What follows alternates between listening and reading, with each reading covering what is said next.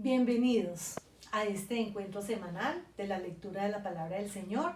Estamos leyendo el libro Hechos de los Apóstoles para el día de hoy. Comenzamos la lectura del capítulo 3. Comienza diciendo: una vez a las 3 de la tarde, Pedro y Juan fueron al templo para orar. A esa misma hora, unos individuos llevaron a un hombre lisiado de nacimiento. Solían dejarlo en la puerta, llamada Hermosa, para que pidiera limosna a quienes acudían allí. Ya casi entraban cuando él les pidió limosna. Pedro, con Juan a su lado, lo miró fijamente y le dijo: míranos. El hombre levantó la vista esperando que le dieran algo, y Pedro le dijo: no tengo ni un centavo, pero lo que tengo te doy. En el nombre de Jesucristo de Nazaret, camina. Entonces lo tomó de la mano derecha y lo levantó. Y al instante sus pies y sus tobillos estuvieron firmes. Dio un salto y empezó a caminar.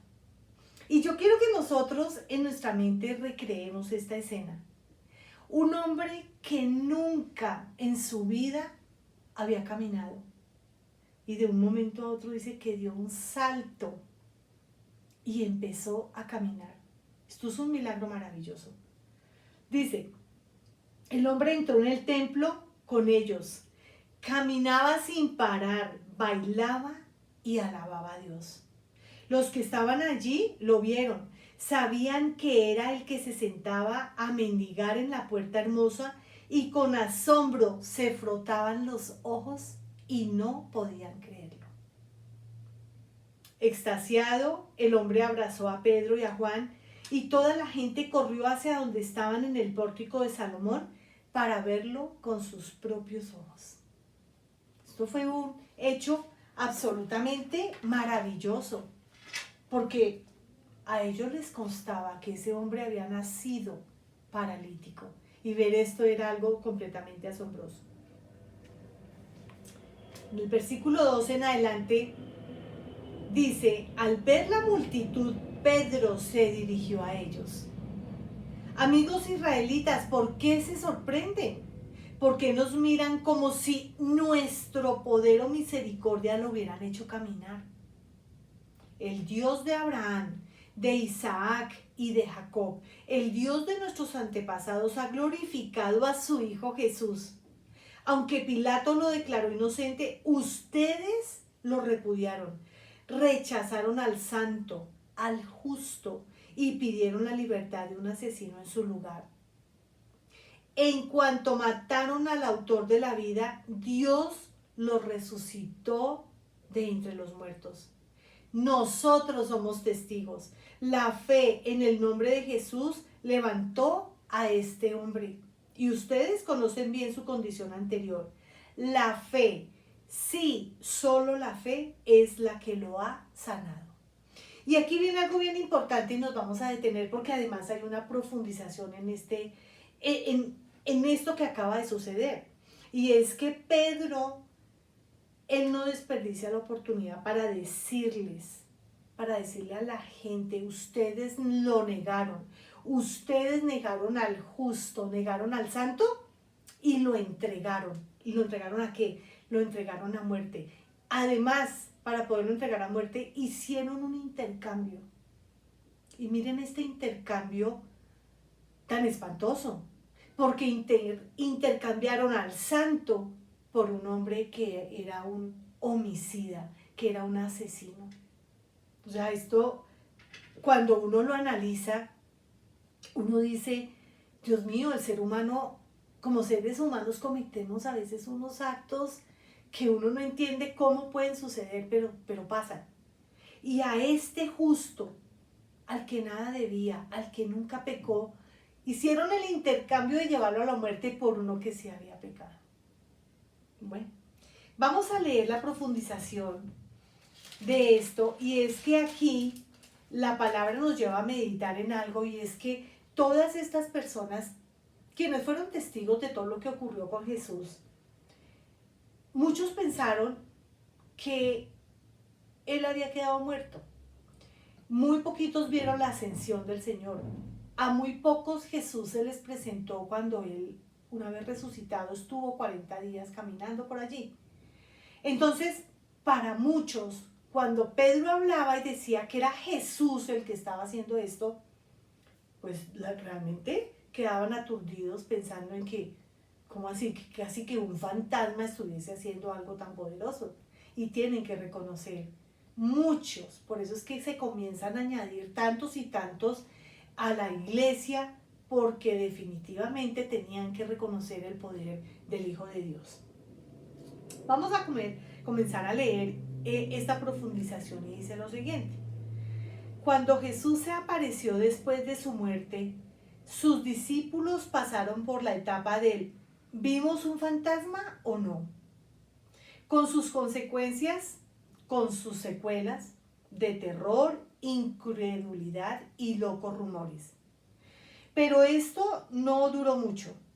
Durante 40 días Jesús hizo suficientes apariciones, lo suficientemente claros como para convencer a todos sus discípulos, aún al escéptico Tomás, de que él había realmente derrotado a la muerte.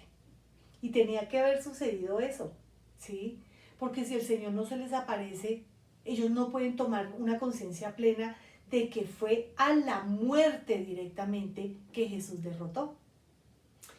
Según lo demuestra Hechos, los discípulos comenzaron a actuar en forma opuesta a la que uno esperaría si hubiesen visto un fantasma. Al contrario, actuaban como personas que habían sido testigos del acontecimiento más asombroso de toda la historia. No podían esperar el momento de contarle a todo el mundo lo que ellos habían experimentado. Era la exuberancia, no el miedo, el que se reflejaba en el rostro de sus discípulos. Y aquí yo quiero agregar que estos discípulos estaban absolutamente convencidos. Además, porque el Espíritu Santo ya había sido derramado sobre ellos. Entonces, dice aquí lo siguiente.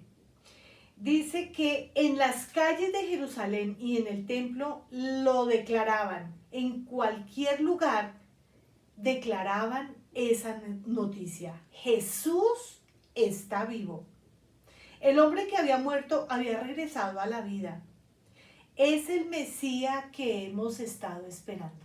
Comenzaron a decir muchos. Si alguna vez usted se ha sentido tentado a dudar de la resurrección de Jesús, considere seriamente el caso de los discípulos transformados que encontramos en el libro de Hechos. Piensa en Pedro.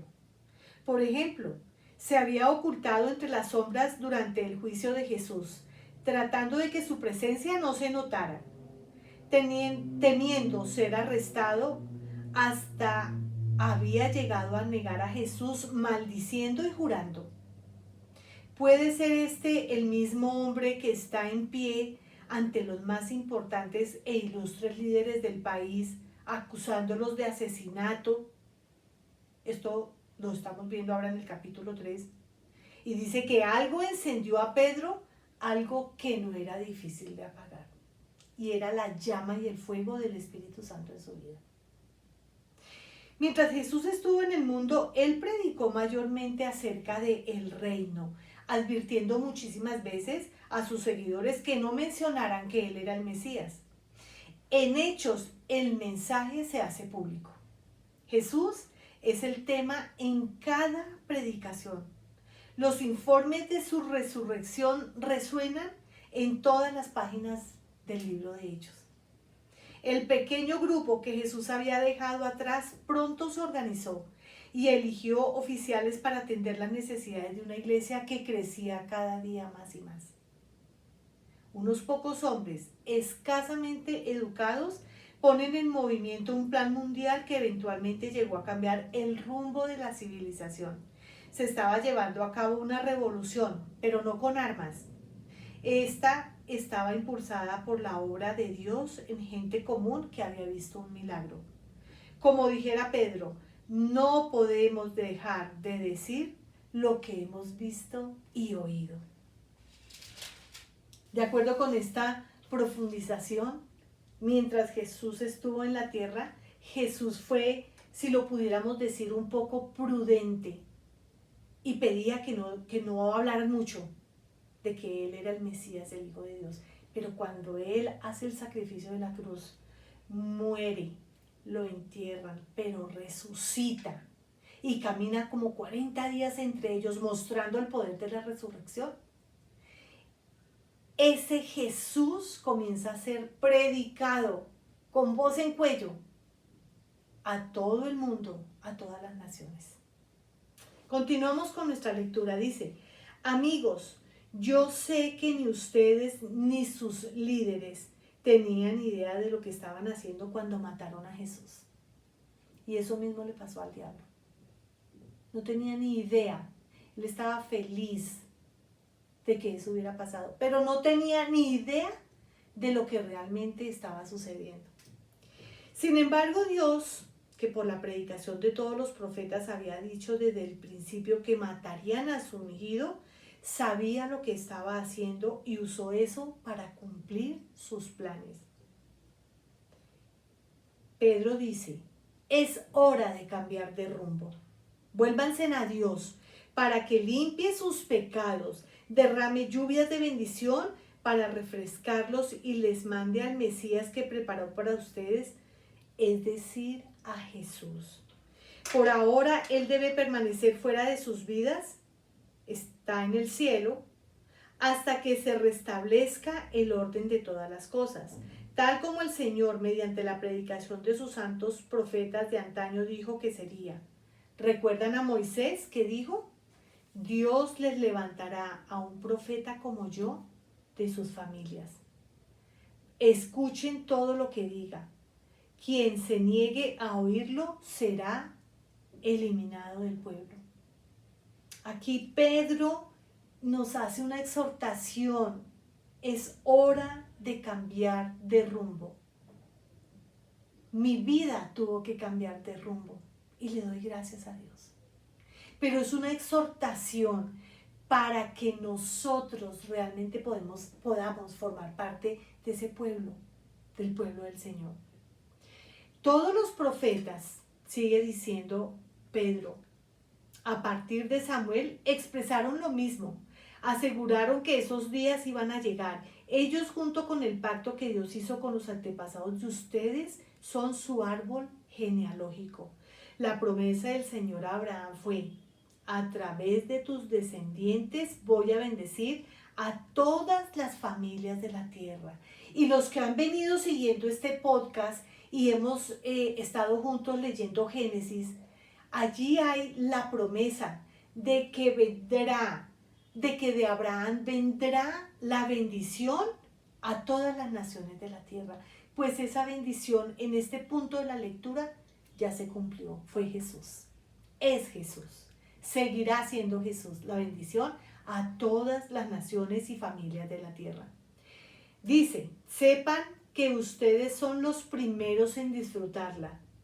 Dios resucitó a su Hijo y lo envió para bendecirlos cuando se aparten uno a uno de sus malos caminos. Y aquí podemos entender el significado de arrepentimiento. Arrepentimiento es hacer un cambio de vida. Arrepentimiento es dejar los malos caminos para caminar el único camino que nos lleva al Padre, que es Jesús. Gracias por seguirnos acompañando. No se olviden, suscríbanse, compartan, den un like y activen la campanita. Nos vemos el próximo lunes. Bendiciones.